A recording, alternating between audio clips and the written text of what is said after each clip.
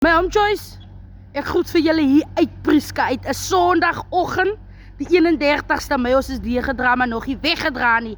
Ons hang maar as wil die droë word. Yes.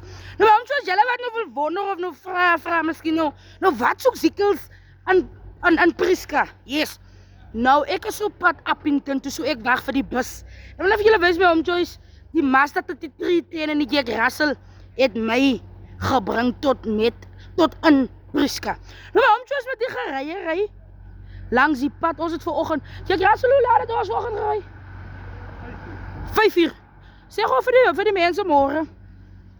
Goeiemôre oom Joyce. Yes. Ons het 5 uur gery, nee? Ja. Okay. Right. So my oom Joyce, soos ons nou vanoggend 5 uur gery het, so kry ons mos nog vleis teen die pad. Maar lyk my weet julle hierdie Mazda 3310 is 'n baie gelukkige kar. Want ek onthou die op pad Gravinet toe. Hoeveel maande terug Gravinet toe? So 3 maande terug Gravinet, ons is nog nie seker nie. Toe kry ons 'n eystervark langs die pad. Maar my oom Joyce, vandag het ons so 2 vleislyne raak geloop. Ek wil gou vir julle wys my oom Joyce. My oom Joyce, julle wat nou nie ken, asseblief bly in julle se baan. Van ons wat nou van die Karoo is, weet nou wat se vleis is. Dit is lekker vleis en regte vleis. Nou my oom Joyce, ons het vir haar 'n steenbok, dis 'n steenbok en 'n has. 'n Steenbok en 'n has het ons raak geloop. As weer vleislyn die. Nee, dis 'n vleislyn die. Nee, een ding. Kom pas gou vir my. Die mense ook net vir my sien.